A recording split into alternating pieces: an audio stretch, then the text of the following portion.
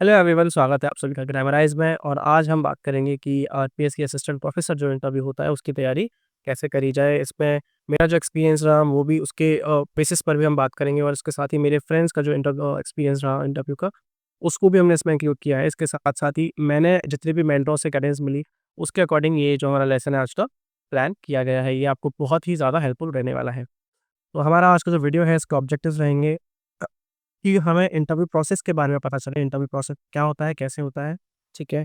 Right strategy क्या रहने वाली है हमारी इंटरव्यू की तैयारी करने के लिए, और जो भी चैलेंजेस हमें आते हैं, उनको हमें कैसे फेस करना है। ये मेरा एक बेसिक इंट्रोडक्शन है, आप ये देख सकते हैं। चलिए आगे बढ़ते हैं। सबसे पहली बात आती है मॉक इंटरव्यूज़। तो कई लोग पूछते हैं क्या हमें मॉक इंटरव्यूज़ देने चाहिए या हमें मॉक इंटरव्यूज़ नहीं देने चाहिए? देखिए, मॉक इंटरव्यूज़ जो है हमारे बहुत ही ज़्यादा क्रूशियल होते हैं। क्यों? फर्स्ट ऑफ ऑल वो हमें प्रैक्टिस करने का एक अपॉर्चुनिटी देते हैं एक्चुअल एनवायरनमेंट में। जैसा हमारा इंटरव्यू होने वाला है उसकी प्रैक्टिस हमें बहुत ज़रूरी होती है, जिसका फ़ील हमें कैसे मिलता है? मॉक इंटरव्यू के थ्रू मिलता है। उससे हमारी वीकनेसेस का हमें पता चलता है, अपनी स्ट्रेंथ का पता चलता है, अपने प्रेजेंटेशन स्किल्स को डेवलप करने का एक मौका हमें उससे मिलता है। तो मॉक इंटरव्यूज़ मस्ट है, ठीक है? इससे हमारा सेल्फ कॉन्फिडेंस बिल्ड होता है, हमें अपनी बॉडी लैंग्वेज के बारे में पता चलता है कि कहाँ पर हमें लैग कर रहे हैं, कहाँ पर हमें किस-किस तरह की चीज़ें इम्प्रूव करनी है, ठीक है? हमारे वर्ड्स किस तरह होंगे, हमारी लैंग्वेज कैसी होगी, हमारा वॉइस कैसा होगा, हम कितना अपने वॉइस को मैन्युअल कर पा रहे हैं, कितना नहीं कर पा रहे हैं, सारी चीज़ों के बारे में पता कैसे चलता है? मॉक इंटरव्यू से हमें पता चलता है। तो ये हमारे लिए एक बहुत ही मस्ट चीज़ है। मॉक इंटरव्यू आप सभी को देना है, ठीक है? मीनवाइल हमसे जब भी कोई क्वेश्चन पूछा जाता है तो कई बार हम एक ही चीज़ को बहुत ज़्यादा स्ट्रेच कर देते हैं आंसर देने में। ये भी प्रैक्टिस हमारी कब होती है? मॉक इंटरव्यू में होती है। मैं किस क्वेश्चन का कितना आंसर देते हैं। क्वेश्चन सुनने का तरीका क्या होगा? हमारा अटेंशन स्पैन कैसा है? हम अपने जो पैनल है उनकी बात को कितना सुन पा रहे हैं, कितना नर्वस है, उस नर्वसनेस को, उस एंग्जायटी को कैसे टैकल करना है, ये सारी प्रैक्टिस हमारी मॉक इंटरव्यू से ही होती है। तो मॉक इंटरव्यू हमें देना है ज़रूर से। अब बात आती है कितने मॉक इंटरव्यूज़ दिए जाएँ? देखिए, मेरा ये मानना है कम से कम 3 से 4 मॉक इंटरव्यूज़ हमें देने चाहिए डिफरेंट कोचिंग्स में, डिफरेंट यूनिवर्सिटीज़ में, डिफरेंट पैनल्स के सामने, ठीक है? और हर मॉक इंटरव्यू के बीच में 3 से 4 दिन का गैप होना बहुत ज़रूरी है, क्योंकि हमें जो फीडबैक मिले उसको हम इम्प्लीमेंट कर पाएँ अपनी प्रिपरेशन में, हमें जो हमारी वीकनेसेस के बारे में बताया जाए, हम उस पर काम कर पाएँ। इसलिए कम से कम 3 से 4 दिन का गैप आप ज़रूर रखिए। अगर आपके पास टाइम है और आप 5 से 7 दिन का गैप रख पा रहे हैं, तो वो भी बहुत एक अच्छी चीज़ है, ठीक है? अब आता है लास्ट इंटरव्यू हम मॉक कब पे हैं? देखिए, आपके जैसे ही इंटरव्यू की डेट रिलीज़ होती है, आपकी जो एक्चुअल डेट आती है, आप कोशिश करिए उससे 4 से 5 दिन पहले आपका लास्ट इंटरव्यू जो है वो शेड्यूल हो जाना चाहिए। क्योंकि उसमें जो फीडबैक मिले, है ना? उस फीडबैक को हम अपनी प्रिपरेशन में, अपनी पर्सनैलिटी में उसका यूज़ कर पाएँ, उसको हम इम्प्रूव कर पाएँ, उस फीडबैक का यूज़ कर पाएँ, ठीक है? इसके साथ ही हमारे जो प्रेज़ेंटेशन स्किल्स हैं, हमसे कोई भी क्वेश्चन पूछा जाता है, हम उसको किस तरह प्रेज़ेंट कर रहे हैं, है ना? बहुत ही स्ट्रक्चर्ड वे में हम आंसर कर पा रहे हैं, नहीं कर पा रहे हैं, इस चीज़ पर हमें ध्यान देना चाहिए। इसके लिए हम क्या इसके लिए मॉक इंटरव्यू जो है हमारे बहुत ही हेल्पफुल होते हैं, ठीक है? अब आता है कि मॉक इंटरव्यूज़ कहाँ दिए जाएँ? देखिए, गवर्नमेंट यूनिवर्सिटीज़ जो है कुछ-कुछ, वो मॉक इंटरव्यू की प्रिपरेशन कराती हैं। राजस्थान यूनिवर्सिटी के डिफरेंट डिपार्टमेंट्स अपने सब्जेक्ट्स के लिए मॉक इंटरव्यूज़ कराते हैं। एपीटीसी, ठीक है? ये जो कॉम्पिटिटिव एग्ज़ाम प्रिपरेशन होती है, उसके लिए एक यूनिट बनाई हुई है आरयू के अंदर, राजस्थान यूनिवर्सिटी के अंदर। तो वो लोग भी मॉक इंटरव्यूज़ करवाते हैं, तो आप उनके कॉन्टैक्ट में आइए, ठीक है? उसके अलावा डिफरेंट यूनिवर्सिटीज़ जो होती हैं अलग-अलग शहरों में, डिस्ट्रिक्ट्स में, वो भी मॉक इंटरव्यूज़ करवाती हैं। प्ला प्राइवेट कोचिंग सेंटर्स जो होते हैं, ठीक है? आपने जिस भी कोचिंग से करी होगी या यूट्यूब पर आप कई कोचिंग्स को फ़ॉलो करते होंगे, वो लोग भी जो है मॉक इंटरव्यूज़ कंडक्ट करवाते हैं, ठीक है? तो आप उनके भी टच में आ सकते हैं। इसके अलावा बहुत सारे टेलीग्राम ग्रुप्स होते हैं, बहुत सारे व्हाट्सएप ग्रुप्स होते हैं आपके सब्जेक्ट से रिलेटेड, आप उनको जॉइन करिए, वहाँ पर आपको पता चलेगा कि आपके कौन-कौन से लोकल यूनिवर्सिटीज़ हैं, कुछ एनजीओज़ भी हैं, है ना? 2-3 एजुकेशन से रिलेटेड ऐसे एनजीओज़ भी हैं जो कि मॉक इंटरव्यूज़ कंडक्ट करवाते हैं। तो इन जगह पर आप मॉक इंटरव्यूज़ दे सकते हैं। कोशिश करिएगा मॉक इंटरव्यूज़ ऑफलाइन दें, जिससे कि आपकी बहुत ही अच्छी प्रैक्टिस हो पाए। अगर आपके शहर में, आपके आस-पास ऑफलाइन मॉक इंटरव्यूज़ देने की फैसिलिटी आपको नहीं मिल पा रही है, तो ऑनलाइन इंटरव्यू तो देना मस्ट है, ठीक है? नेक्स्ट पॉइंट पर आते हैं, ड्रेस कोड। अब ये एक बहुत ज़्यादा पूछा जाने वाला सवाल है कि हम इंटरव्यू में पहन कर क्या जाएँ? इनफैक्ट जब मैंने भी इंटरव्यू दिया था, रिसेंटली 23 की जो रिक्रूटमेंट थी उसका इंटरव्यू मैंने अभी 2024 दिसंबर में दिया था और मैं उसमें क्वालिफाइड हुआ, ठीक है? तो वहाँ पर भी मैंने देखा कि बहुत सारे एस्पिरेंट्स ऐसे हैं जो कि प्रॉपर्ली ड्रेस्ड नहीं है, जो कि शादी वाले कपड़े पहन के आ रहे हैं, भड़का हो गया है, ऐसे ऑड कलर के ना फ्लैशी आउटफिट्स पहनकर आ जाते हैं, जो कि इंटर्न के रिगार्डिंग एक परफेक्ट ड्रेस नहीं होती है। तो इस चीज़ का आपको बहुत ध्यान देना है, आपका जो भी आउटफिट हो, उससे आपकी सीरियसनेस टुवर्ड्स एग्ज़ाम वो प्रेज़ेंट होनी चाहिए। आपका डिसिप्लिन, आपकी पर्सनैलिटी एकदम इंटरव्यू के अकॉर्डिंग सूट करते हुए होनी चाहिए, ठीक है? तो फ्लैशी कपड़े या इनफॉर्मल कपड़े, है ना, आप हम लोग क्या ब्लेज़र पहनाते हैं या शादी में पहने जाने वाले शाइनी जो आउटफिट्स होते हैं वो पहनाते हैं, तो उस चीज़ का हमें ध्यान रखना है, वो चीज़ हमें नहीं पहननी है। इससे हमारा इंप्रेशन एकदम नेगेटिव होता है, इससे पता चलता है कि हम सीरियस कैंडिडेट नहीं हैं, हम एक well informed, well aware candidate नहीं हैं। तो आपको रिकमेंडेड है कि आप ग्रे कलर के, ब्लैक कलर के, ब्लू, बेज कलर के ऐसे सोबर कलर और ऐसे फॉर्मल कलर्स जो हैं उनको पहनें, जो कि बहुत ज़्यादा फ्लैशी ना हो, बहुत ज़्यादा शाइनी ना हो। बॉयज़ के लिए रिकमेंडेड है कि आप व्हाइट या फिर लाइट ब्लू कलर की शर्ट पहन सकते हैं, हाफ या फुल कैसी भी शर्ट पहन सकते हैं। उसके साथ ही उससे कंट्रास्टिंग कलर है, या तो ग्रे या फिर डार्क ब्लू ट्राउज़र्स, इस तरह के ट्राउज़र्स पहन सकते हैं। शूज़ आप ब्लैक या ब्राउन पहन सकते हैं। ये ध्यान रखिएगा कि आपके शूज़ जो हैं वो बहुत ही एकदम क्लीन और पॉलिश्ड होने चाहिए। इसके साथ ही जब एक्सेसरीज़ की बात आती है, तो आप एक बहुत ही फॉर्मल सिंपल वॉच पहन सकते हैं। आप बहुत ही डिजिटल वॉच या ऐसा कुछ बहुत ही बड़े डायल वाली वॉच, ऐसी वॉचेस पहनने से बचिएगा। गर्मी, क्योंकि अब समर्स आ चुके हैं और समर में सूट पहनना रिकमेंडेड नहीं है, बट अगर आप कंफर्टेबल हैं और आपको लगता है कि आपको सूट पहनना चाहिए, तो आप सूट भी पहन सकते हैं। टाई पहनना भी ऑप्शनल है, आप टाई पहन कर भी जा सकते हैं, टाई ना पहन कर भी जा सकते हैं। It depends on the outfit that you are choosing, it depends on the confidence. अगर आपको टाई पहन के कंफर्टेबल है आप, तो आप बिल्कुल टाई पहन के जा सकते हैं। अगर आप टाई पहनकर कंफर्टेबल नहीं हैं, तो आप टाई रिमूव करके भी जा सकते हैं। नेक्स्ट हम आते हैं विमेन के अटायर पे। तो विमेन साड़ी भी पहन सकती हैं, सूट भी पहन सकती हैं, और एक तरी साड़ी जो है कि बहुत ही फ्लैशी ना हो, एकदम भी बहुत ही डेकोरेटेड ना हो, एकदम सिंपल साड़ी होनी चाहिए, जो कि बेज ब्राउन और लाइट ब्लू कलर की हो सकती है, ठीक है?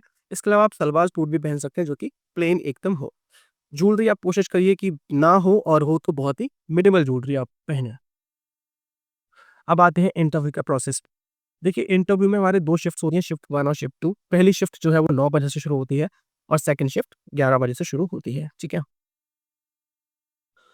9 बजे वाली शिफ्ट में आपको 9 बजे से कुछ 5 या 10 मिनट पहले एंट्री मिल जाएगी, और 1 बजे वाली शिफ्ट में भी आपको कुछ 5 या 10 मिनट पहले ही एंट्री मिलेगी, इससे ज़्यादा पहले आपको एंट्री नहीं मिलती है। तो मेक श्योर करें कि पानी अपने साथ लेके जाएँ और अपना मूड बहुत काम रखें, एकदम कंपोज़ होकर आप जाएँ। सबसे पहले जब आपकी एंट्री होगी, आपकी चेकिंग होगी, फ्रिस्किंग होगी, ठीक है? आप मोबाइल फ़ोन या कुछ ऐसा एलिमेंट तो अंदर नहीं ले जाएँ, वहीं पर फ्रिस्क किया जाएगा आपको। आपको मैं सजेस्ट करूँगा कि, क्योंकि टाइम बहुत लगता है, कम से कम 4 घंटे तो लग ही जाते हैं पूरे इंटरव्यू प्रोसेस में, तो अपने साथ खुद को एनर्जाइज़ रखने के लिए आप कुछ नट्स लेके जा सकते हैं, फिर चॉकलेट्स लेके जा सकते हैं, ठीक है? सबसे पहले जब आप अंदर जाएँगे, आपको बिठा दिया जाएगा, उसके बाद 5 से 10 मिनट का वेट करने के बाद आपको ऊपर लाइब्रेरी में ले जाया जाएगा। लाइब्रेरी में आपको डिफरेंट ग्रुप में बाँटा जाएगा, depending on the number of panel. Let's say कि उस दिन 3 पैनल है और 30 कैंडिडेट्स हैं, एक ग्रुप में 10 बच्चे होंगे। लेट्स से उस दिन 3 पैनल्स हैं, 27 कैंडिडेट्स हैं, तो एक ग्रुप में 9 बच्चे होंगे, ठीक है? इस तरह से आपको ग्रुप में बाँटा जाएगा, और एक एडवाइस मैं आप ये करूँगा कि depending on the number of groups कि कितने एक ग्रुप में बच्चे हैं, आप कोशिश करिएगा कि आप लाइन में सबसे पहले लगें, और जब टोकन उठाने की बारी आती है, रैंडम ऑर्डर में टोकन उठाया जाता है, एक पोल में टोकन रखे होते हैं, ठीक है? अलग-अलग ग्रुप्स बना दिए जाते हैं, उनसे टोकन पिक करवाए जाते हैं। तो आप जब टोकन पिक करें, तो कोशिश करिएगा लास्ट का नंबर आप लें। लेट्स से कि 30 बच्चे हैं और 3 पैनल्स हैं, 3 इंटरव्यू बोर्ड्स हैं, और आपको 10-10 के ग्रुप में डिवाइड किया हुआ है। तो आप 9वें या 10वें नंबर का टोकन उठाने की कोशिश करें, ठीक है? अगर आप दूसरे ग्रुप में हैं, तो 19वें या 20वें नंबर का टोकन उठाने की कोशिश करें। अगर आप तीसरे ग्रुप में हैं, तो 29वें या 30वें नंबर का टोकन उठाने की कोशिश करें। इससे होता ये है कि बोर्ड में जब आप वेट करते हैं, तो आपको पता लग जाता है, पकड़ने के चांसेस ज़्यादा होते हैं कि किसका बोर्ड है, तो आप मेंटली प्रिपेयर हो जाते हैं। कुछ लोग आपको आके बता भी देते हैं, जो इंटरव्यू देकर आ रहे होते हैं, कि किस तरह के क्वेश्चंस पूछे जा रहे हैं, तो वो भी थोड़ा हेल्पफुल होता है। मोरओवर, इंटरव्यू की शुरुआत में बोर्ड मेंबर्स बहुत एनर्जाइज़ होते हैं, तो बच्चों को वो ग्राइंड करने की कोशिश करते हैं, उन्हें फँसाने की कोशिश करते हैं, लेकिन लास्ट तक आते-आते वो भी टायर्ड हो जाते हैं। तो इंटरव्यू प्रोसेस कंपैरेटिवली थोड़ा ईज़ी हो जाता है। ऐसा देखा गया था कुछ इंटरव्यू बोर्ड्स में, कि इनिशियली स्टार्टिंग में 40-45 मिनट्स तक वो बच्चों का इंटरव्यू ले रहे थे, लेकिन लास्ट तक आते-आते जो है कि इंटरव्यू टाइम, एक स्टैंडर्ड टाइम जो होता है 20 से 25 मिनट का, वो हो गया था। ऐसे में आपको थोड़ा-सा बेनिफिट हो सकता है। तो कोशिश कीजिएगा कि लास्ट के जो टोकन नंबर्स हैं, वो आप पिक करें। सबसे पहले जब आपको ग्रुप्स में बाँट दिया जाएगा, तो आपको आपका डॉक्यूमेंट वेरिफिकेशन प्रोसेस शुरू होगा। मीनवाइल आपको क्या करना है, आपको काम रहना है, आपको हाइड्रेटेड रहना है, आपको ओवरथिंक नहीं करना है, और आपके जो फेलो एस्पिरेंट्स हैं उनसे डिस्कशन करते रहना है, जिससे कि आप ओवरथिंक ना करें, आप एंग्जायटी के शिकार ना हो, ठीक है? अपडेटेड रहना बहुत ज़रूरी है। इंटरव्यू में ऐसे क्वेश्चन भी पूछे गए थे कि tell us the 5 important news headlines of the day. तो इंटरव्यू डॉक्यूमेंट वेरिफिकेशन होने के बाद जो टाइम बचता है, उसमें आप लाइब्रेरी में ही क्योंकि आप होंगे, तो आप न्यूज़पेपर्स पढ़ सकते हैं, उस दिन की हेडलाइन्स के बारे में जानकारी ले सकते हैं। इससे आपका टाइम भी बहुत अच्छे से किल होगा, और आपको उस दिन की हेडलाइन्स का भी पता चल जाएगा, ठीक है? नेक्स्ट हम आते हैं डॉक्यूमेंट वेरिफिकेशन प्रोसेस। तो हर, जैसे कि मैंने बताया कि 3, 4, 5, 2 कितने भी ज़्यादा आप ग्रुप्स में बाँटे जा सकते हैं, उसके अकॉर्डिंग ही आपका डॉक्यूमेंट वेरिफिकेशन होता है। यूजुअली ये प्रोसेस जो है वो 2 से ढाई घंटे का टाइम ले लेता है। लेट्स से अगर आपकी सुबह वाली शिफ्ट है, तो 11 से साढ़े 11 बज जाएँगे आपके डॉक्यूमेंट वेरिफिकेशन प्रोसेस में। आपकी दोपहर वाली शिफ्ट है, तो 3 तो करीब-करीब बजते हैं डॉक्यूमेंट वेरिफिकेशन प्रोसेस। उसके बाद अब बोर्ड मेंबर्स को एडवाइस किया जाता है कि अब हम रेडी हैं, हमारे बच्चे डॉक्यूमेंट वेरिफिकेशन हो चुका है, तो आप इंटरव्यू शुरू कर सकते हैं। और फिर इंटरव्यू जो है वो शुरू हो जाते हैं, ठीक है? तो इस वक़्त पे आपको नर्वस नहीं होना है, ओवरथिंक नहीं करना है। आपके सारे जो भी डॉक्यूमेंट्स हैं आप उनको लेके जाइए।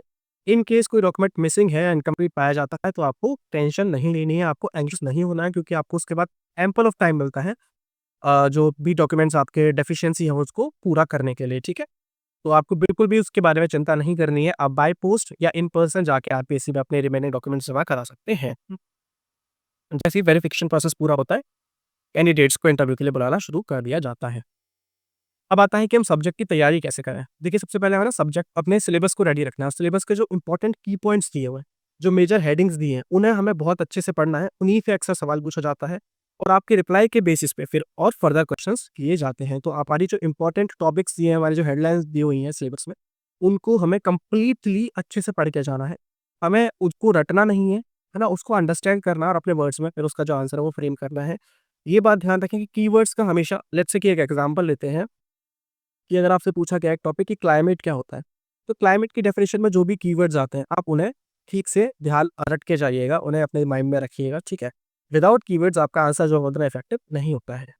डेफिनेशंस हमेशा जो भी आपसे पूछा जाए उसकी कंसाइज़ रखिएगा, बहुत ही छोटी ब्रीफ रखिएगा, टू द पॉइंट रखिएगा। हम लोग कई बार बह जाते हैं भावनाओं में, बहुत ही लंबे-लंबे आंसर्स देना शुरू कर देते हैं, ठीक है? जो कि एक बहुत अच्छा इंप्रेशन नहीं डालते हैं। कॉमन मिस्टेक हम ये करते हैं, हम चीज़ों को रटने की कोशिश करते हैं और लास्ट टाइम पर इंटरव्यू में अंडर प्रेशर आके हम भूल जाते हैं। इसलिए कोशिश करिए कि टॉपिक को समझने की कोशिश की जाए, ना कि उसे रटने की कोशिश की जाए। अब आता है पीयर नेटवर्क। देखिए, होता क्या है कि आपके इंटरव्यूज़ 5 दिन भी चल सकते हैं, 7 दिन, 10 दिन, 15 दिन, महीने भर, depending on the number of candidates in your subject. उस टाइम पे जो भी लोग पहले सेलेक्ट हो चुके हैं, लास्ट वाली रिक्रूटमेंट में सेलेक्ट हो चुके हैं, या फिर जो लोग इंटरव्यू देके आ रहे हैं आपके सब्जेक्ट के, लेट्स से कि आपका इंटरव्यू 7वें दिन है, तो पहले से छठे दिन तक जो लोग इंटरव्यू देके आ रहे हैं, उनके टच में रहना है। जितने भी ग्रुप्स आपके बने होते हैं टेलीग्राम पर, व्हाट्सएप पर, ठीक है? या आपके कोचिंग के डिफरेंट ग्रुप्स होंगे, वहाँ पर लोगों से उनका एक्सपीरियंस पूछते रहना है। इस चीज़ का मुझे बहुत फ़ायदा हुआ था, यहाँ तक कि मेरे जितने भी फ्रेंड्स थे, I was in touch with many people. मैंने बहुत सारे लोगों से फीडबैक लिया कि आपका इंटरव्यू कैसे गया, आपसे क्या-क्या क्वेश्चंस पूछे गए, और बहुत सारे क्वेश्चंस जो है वो रिपीट होते हैं। इनफैक्ट एक मेरी फ्रेंड थी, हम लोग साथ में प्रिपरेशन करते थे। हम लोग ने जो भी क्वेश्चंस डिस्कस किए थे, उससे 100% इंटरव्यू में वही सारे क्वेश्चंस पूछे गए थे। इंटरव्यू लास्ट वाले दिन था, तो आप सोचिए इतना तक फ़ायदा होता है। ये आपसे एक भी क्वेश्चन ऐसा नहीं पूछा था जो आपने नहीं पढ़ा हो। हमने सारे क्वेश्चंस को डिस्कस कर रखे थे, सारे के सारे क्वेश्चन ही पूछे गए थे। इसलिए ये बहुत इंपॉर्टेंट चीज़ है। Stay in touch with the people जो इंटरव्यू देके आ रहे हैं, या फिर जिन्होंने लास्ट ईयर अपना जो है इंटरव्यू क्रैक किया है और अभी असिस्टेंट प्रोफेसर्स हैं। ठीक है? आपको टेलीग्राम और व्हाट्सएप ग्रुप जॉइन करने हैं, वहाँ पे अपडेटेड रहना है, ठीक है? जो भी इंटरव्यू प्रोसेस चल रहा है उससे। चलिए आगे बढ़ते हैं। Topics you must prepare. अगर आप एमए कर रहे हैं और आपने डिसर्टेशन किया है, एमएससी में डिसर्टेशन किया है, तो उसको आप बहुत अच्छे से प्रिपेयर करते जाइए, उस टॉपिक पर आपसे सवाल पूछे जाएँगे। अगर आप पीएचडी कर रहे हैं, तो बहुत ज़्यादा प्रोबेबिलिटी बढ़ जाती है कि आपसे पीएचडी के बारे में आपसे सवाल पूछे जाएँगे, ठीक है? अ, उसके अलावा 2-3 मिनट का आपसे मतलब समरी पूछ सकते हैं, आपकी रिसर्च के बारे में बात कर सकते हैं, तो उस चीज़ पर आप बहुत ही अच्छे से काम करके चलिए। एक वहाँ पे टीचिंग डेमोंस्ट्रेशन होता है, टीचिंग डेमो आपसे लिया जाता है, उसके लिए आप कोई भी एक टॉपिक खुद से चूज़ करके जा सकते हैं। ये चीज़ ध्यान रखिएगा, टॉपिक बहुत ही मुश्किल ना हो, जिससे कि आपको उसे पढ़ाने में दिक्कत हो, या फिर टॉपिक बहुत ही आसान ना हो।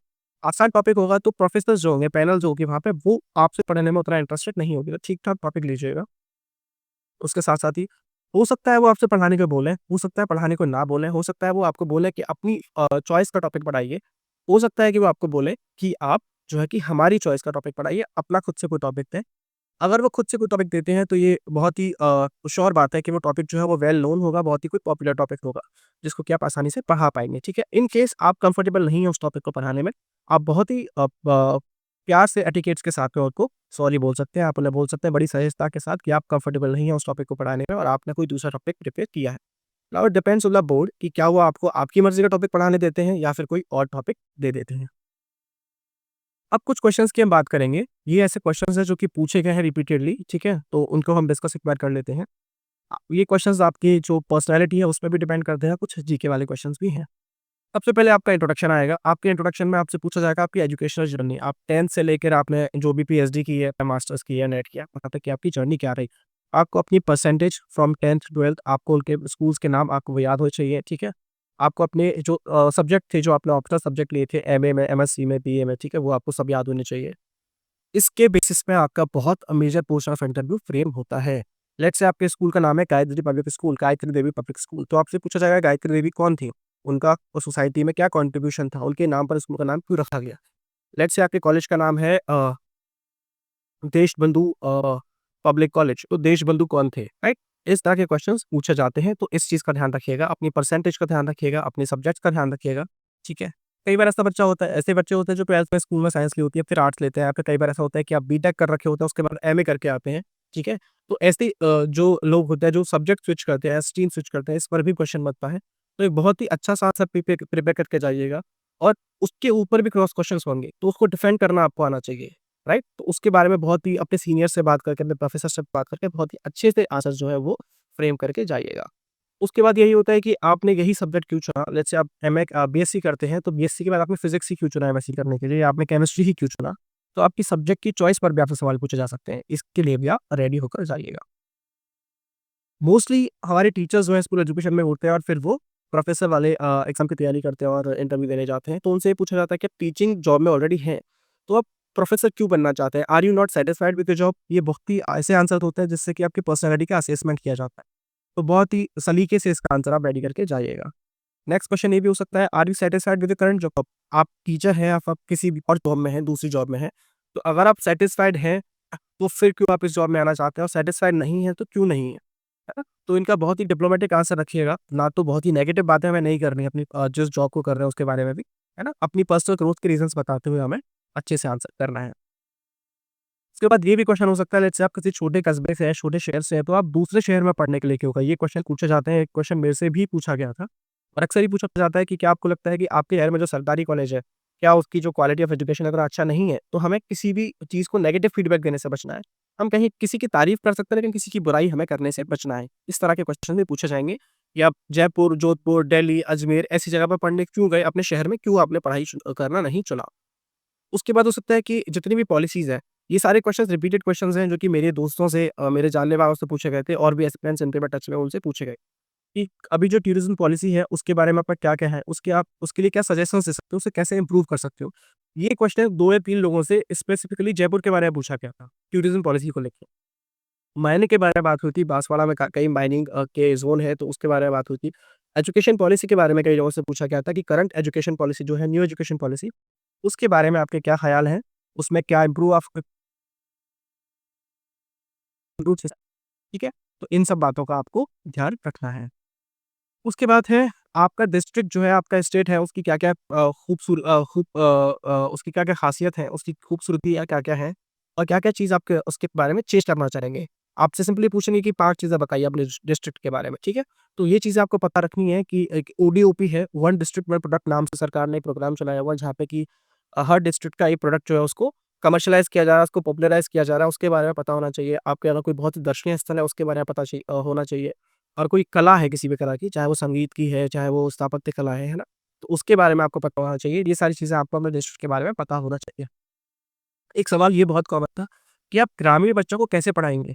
है ना? आपने शहर से एजुकेशन किया है, आप थोड़ा बहुत इंग्लिश में बोलते हैं, अगर आप स्टैंडर्ड लैंग्वेज का यूज़ करते हो, तो ग्रामीण बच्चों को या गाँव के बच्चों को आप कैसे पढ़ाएँगे? वो स्कूल में बहुत ज़्यादा नहीं पढ़े होते हैं, उनका एकेडमिक बैकग्राउंड बहुत अच्छा नहीं होता है। और आप क्योंकि प्रोफ़ेसर बने हैं, तो आप अच्छे से पढ़ कर आए हैं, ठीक है? तो उनको आप कैसे पढ़ाएँगे? क्या टीचिंग मेथोडोलॉजीज़, क्या टीचिंग मेथड्स आप इनकॉर्पोरेट करेंगे अपने लेसन प्लान में, जिससे कि वो अच्छे से समझ पाएँ? इस तरह के क्वेश्चन्स जो है कि पूछे गए थे। अब जीके से रिलेटेड क्वेश्चन आते हैं आपके डिस्ट्रिक्ट के बारे में, तो आपकी डिस्ट्रिक्ट की हिस्ट्री के बारे में बात कर सकते हैं वो, कि आपके लोकल रूलर्स कौन-कौन से थे, आपके बैटल्स कौन-कौन से हुए, ठीक है? इंडिपेंडेंस मूवमेंट मूवमेंट कौन-कौन से थे, पॉलिटिकल मूवमेंट्स कौन-कौन कौन से थे, पॉलिटिकल फिगर्स कौन-कौन से आपके आगे कौन-कौन से बड़े राजनेता हुए, कौन-कौन से बड़े बिज़नेस टाइकून हुए, ये क्वेश्चन पूछा गया था। शेखावटी के बारे में ये क्वेश्चन अक्सर पूछा जाता है कि बिज़नेस टाइकून कौन-कौन से हुए शेखावटी रीजन से, ठीक है? ज्योग्राफी के बारे में आपसे पूछ सकते हैं कि आपका जो डिस्ट्रिक्ट है उसमें कौन से क्लाइमेटिक ज़ोन में पड़ता है, एग्रीकल्चरल पैटर्न्स क्या है, वहाँ कौन से सबक पर कौन-सी फसल होती है, मेजर क्रॉप प्रोडक्शन क्या है वहाँ का, ये चीज़ें आपसे पूछी जा सकती हैं। पॉलिटिक्स के बारे में पूछा जा सकता है कि कितनी लोकसभा सीटें हैं, कितनी विधानसभा सीटें हैं आपके स्टेट में या आपके डिस्ट्रिक्ट में, ठीक है? और वहाँ से कौन-सा राजनेता हुआ, जैसे कि अगर मैं भरतपुर की बात करूँ तो वहाँ से नटवर सिंह जी हुए थे, जो भारत के विदेश मंत्री रहे थे। उनके बारे में ये सवाल पूछा गया था। और अभी राजस्थान के सीएम जो है भजन लाल जी, वो भी भरतपुर से हैं, तो उनके बारे में भी सवाल पूछा गया था कि उनसे पहले भरतपुर से कौन से सीएम रहे हैं, तो इस तरह के सवाल भी पूछे गए थे, ठीक है? तो ये बात आप ध्यान रखिएगा। अब टूरिज़्म और कल्चर की बात आती है तो एक सवाल पूछा गया था कि राजस्थान के 5 प्रमुख मंदिरों के नाम बताइए, ठीक है? तो इस तरह की चीज़ें आपको पता होनी चाहिए, कौन से मंदिर है। अगर आपके क्षेत्र में तो बहुत ही पॉपुलर, बहुत ही विख्यात मंदिर है, उसके बारे में आपको पता होना चाहिए। शेखावटी की पेंटिंग्स पे अक्सर ये सवाल पूछे गए थे, जो भी लोग शेखावटी के क्षेत्र से बिलॉन्ग कर रहे थे, वहाँ से आते हैं, उनसे ये क्वेश्चन पूछे गए थे। भरतपुर के से रिलेटेड जो बच्चे हैं, उनसे बर्ड सेंचुरी के बारे में कुछ क्वेश्चंस पूछे गए थे। ठीक है, उसके बाद करंट अफेयर्स हमें अपडेटेड रहना ही है, क्या नई स्कीम्स चल रही हैं, ठीक है? हमें न्यूज़पेपर डेली पढ़ना है 1 से 2 महीने तक। तो जो भी नई चीज़ें चल रही हैं, जिस वक़्त मैंने इंटरव्यू दिया था, उस वक़्त राइज़िंग राजस्थान समिट चल रही थी, तो उससे रिलेटेड क्वेश्चंस बहुत ही ज़्यादा पूछे गए थे। न्यू एजुकेशन पॉलिसी, इस पे अक्सर ही क्वेश्चन पूछे जाते हैं। ओडी-ओपी में बता ही चुका हूँ, ऐसा क्वेश्चन पूछे जाते हैं। और राजस्थान के इकोनॉमिक डेवलपमेंट्स क्या हुए हैं, क्योंकि अभी बजट पेश हुआ है, तो बजट भी आप अच्छे से पढ़ के जाना है, इस पे भी क्वेश्चन पूछे जाएँगे। अब आते हैं ऐसे क्वेश्चंस जो कि आपकी प्रेजेंस ऑफ माइंड को ट्रैक करते हैं, है ना? तो सबसे पहले क्वेश्चन पूछा गया था कि आपको क्या लगता है, उस वक़्त सर्दियाँ पड़ रही थी, दिसंबर का टाइम था, कि बाहर टेम्परेचर क्या है? आपको क्या लगता है अंदर टेम्परेचर क्या होगा और ये टेम्परेचर में डिफरेंस क्यों है इतना? ठीक है? इस तरह के जो है क्वेश्चंस भी पूछे गए थे। उसके बाद ये था कि आपने जो कपड़े पहने हैं, आपने जो आउटफिट पहना है, ये आपने क्या सोचकर चूज़ किया कि आप ये वाले कपड़े पहनो? ये सवाल मेरे एक फ्रेंड से पूछा गया था, ये सवाल मुझसे खुद से पूछा गया था, ठीक है? उसके बाद आता है, what are the best personality traits that you think make you better than other students here? आपकी पर्सनैलिटी की ऐसी क्या खासियत है जो आपको और कैंडिडेट से बेटर बनाती है, बेहतर बनाती है? इस तरह के सवाल भी पूछे गए थे, तो आप 4 से 5 जो है पर्सनैलिटी ट्रेट्स अपने सोच के जाइएगा और मेक श्योर कि आप उन्हें डिफेंड कर सको। आपसे पूछ सकते हैं कि आपको कैसे पता कि आपके अंदर ये ट्रेट है?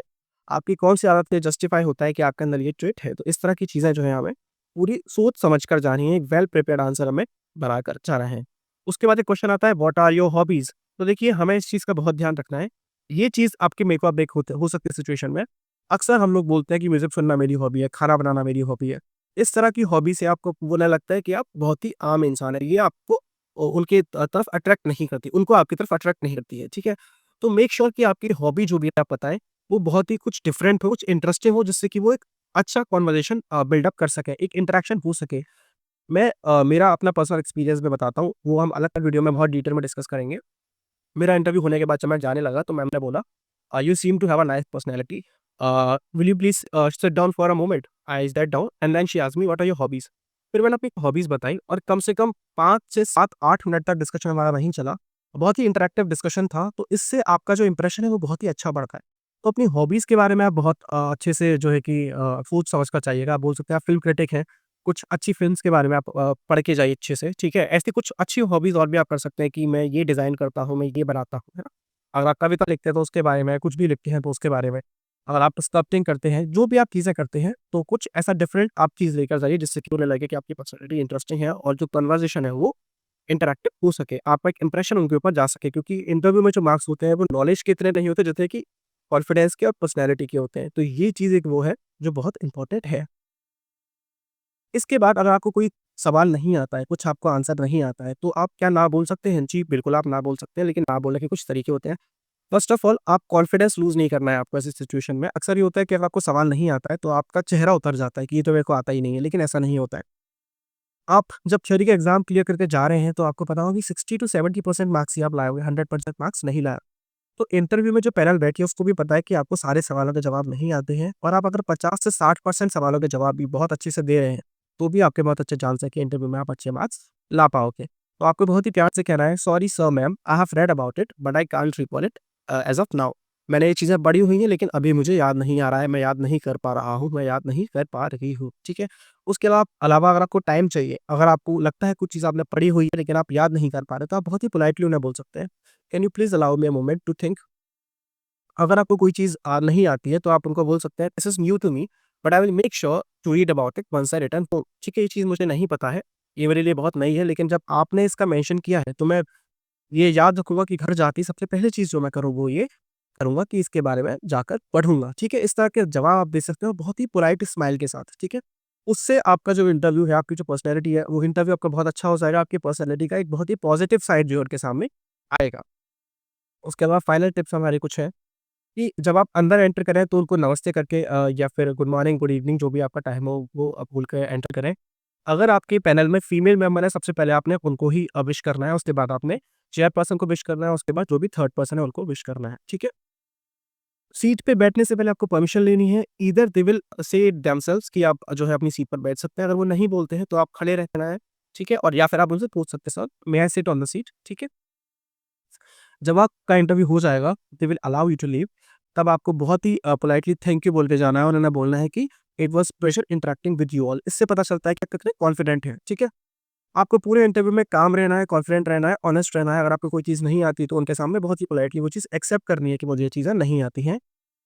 आपके साथ में जो लोग होंगे वहाँ पे, आपको उनसे बात करनी है, लड़ाई-झगड़ा नहीं करना है, बेवजह की बहस नहीं करनी है, आपको उनसे बहुत ही पोलाइटली बात करनी है और एक हेल्दी डिस्कशन करना है जिससे कि आप ओवरथिंक ना करो, एंग्ज़ियस ना हो, नर्वस ना हो, ठीक है?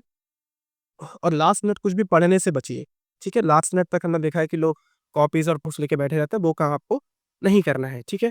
और बाहर आने से पहले पैनल को थैंक यू बोलना है अपॉर्च्युनिटी देने के लिए कि आप उनके साथ में इंटरव्यू दे पाएँ।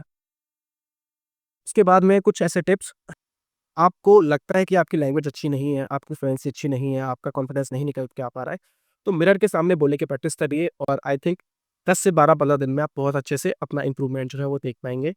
ग्रुप डिस्कशंस ये बहुत ज़रूरी होते हैं। मेक श्योर कि ग्रुप डिस्कशन में 3 से ज़्यादा लोग ना हो, 2 या 3 लोग ही बहुत इनफ होते हैं, ठीक है?